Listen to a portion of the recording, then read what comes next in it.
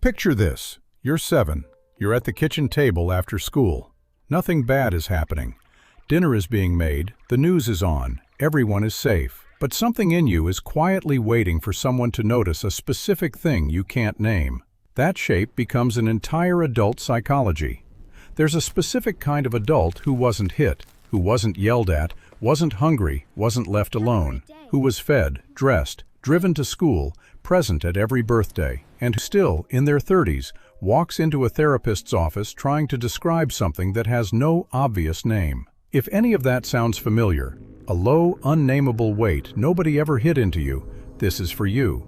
There's a shape to it. It's been studied. It has a name. This pattern has a name.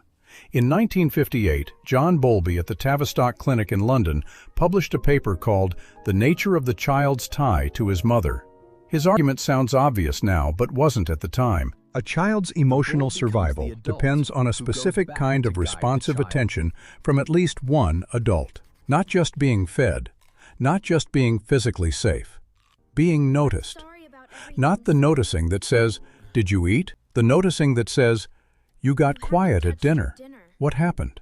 In the 1970s, Mary Ainsworth in Baltimore sorted this into attachment patterns. Roughly 60% of children develop what she called a secure attachment, and the rest sort into 3 quieter shapes that carry into adult life. A 2012 meta-analysis by Stoltenborgh at Leiden pooled 34 studies and estimated that between 6 and 14% of children in developed countries meet the criteria for what researchers now call emotional neglect. Emotional neglect isn't abuse. Nobody is doing something. It's the absence of a specific kind of contact. A parent who is depressed, overworked, or lost inside their own childhood can love a child completely and still fail to see them in the way that child needs to be seen. And the child, being a child, does the only thing available. They conclude that what they need must not be a real thing to need. They stop asking. Quietly. If any of this sounds like your own childhood, you're recognizing something real, not making it up. There's a reason the concept took so long to enter clinical language. For most of the 20th century, psychology counted childhood harm by visible events. Was the child hit? Yes or no? Was there food? Yes or no? Anything less measurable, a parent physically there and emotionally absent, didn't fit the case file. That started changing in the 1980s. Alice Miller, a Swiss analyst, wrote The Drama of the Gifted Child in 1979, about children who became adults with unusual attunement to other people's feelings because they'd had to develop it early, tracking a parent whose emotional weather was unpredictable. By the 2000s, the American clinician Janice Webb had brought the term childhood emotional neglect into common vocabulary. But the pattern itself wasn't new.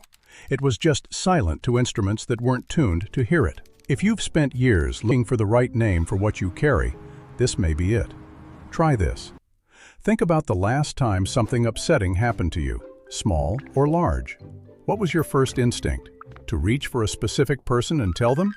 Or to become very quiet, very functional, and figure out how to feel less by yourself? A second question. When someone in your life asks how you're doing and you're not doing well, how long is your answer? For the first group, the answer often takes a few minutes. For the second, the answer is almost always, "Fine, you?" And a last one. When you were a child and something confusing happened at school, a bad grade, a friend who suddenly went cold, did you tell anyone at home? Or did you carry it upstairs and process it alone in your room? If those 3 answers landed in the second column each time, that's the pattern. That's what the child in the kitchen learned to do. But here's what the pattern actually looks like in an adult life.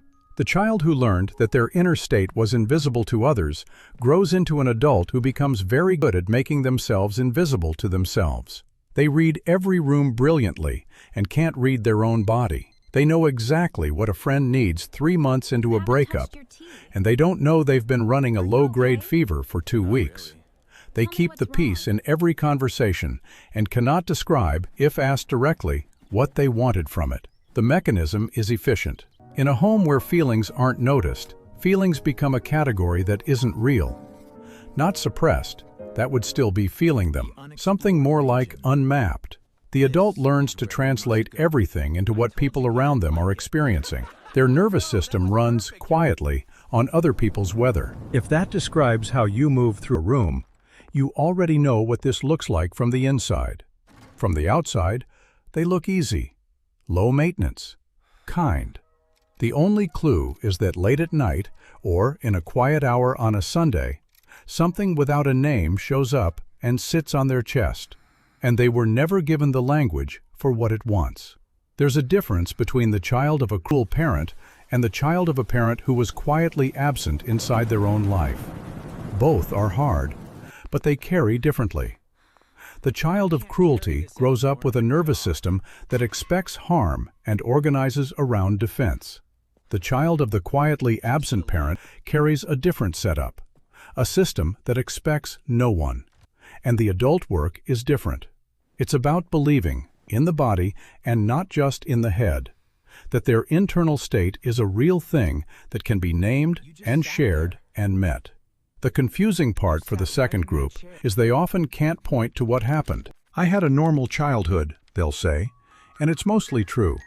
There were birthdays, there were vacations, no obvious wound to show anyone. That's exactly why the recognition can take until their 30s or 40s, or a specific therapy session where one question finally lands and rearranges everything. If that long lag between the childhood and the recognition is your story, you're not slow. You're on the normal timeline for this. So the next time an adult in your life, or the adult you are, describes themselves as too much or too sensitive or bad at asking for what they need, try a more accurate word. That's not neediness. That's a system finally allowed to speak. What looks like a person asking for a lot is often a person asking, for the first time in their life, for anything at all. The child at the kitchen table didn't stop needing to be noticed. They just stopped saying it out loud. And when that person finally says it, even quietly, even years later, they're doing something brave that took decades to reach. If any of that is familiar, from your own childhood or from the shape of the adult you've become, here's what's also true. The same attention that never got aimed at you as a child is the attention you now give effortlessly to everyone else. That skill is real. It's the reason friends bring you their hardest conversations. It's why partners feel unusually met. It's why colleagues trust you with things they wouldn't say out loud in a meeting. You did learn how to see people. You just learned it in the wrong order, for them, before you learned it for yourself. The work now, if you want it, is to turn that same skill inward, slowly. The muscle exists. It's been running the wrong direction for a long time. That doesn't make it broken. It just means it deserves to be used, for once, on the person it belongs to. You're someone who learned early that your inner weather was a private country. Someone who got so good at reading other people that reading yourself became a foreign language. Someone who has carried for years a shape you couldn't quite show anyone because nobody, back then, was tuned to see it. That isn't neediness. That isn't damage. That's a specific childhood adaptation still doing its job in an adult body that no longer needs it. And a body can be taught, slowly, over time, that the country of you is finally allowed visitors. If any of this resonated somewhere real, a good therapist is worth the search. That kind of noticing, done alongside someone whose whole job is to notice, is often where the language for this actually shows up. Subscribe if you want more of these. The patterns nobody quite named for you the first time. Next, about people who deleted all the apps and why everyone around them keeps asking the same question.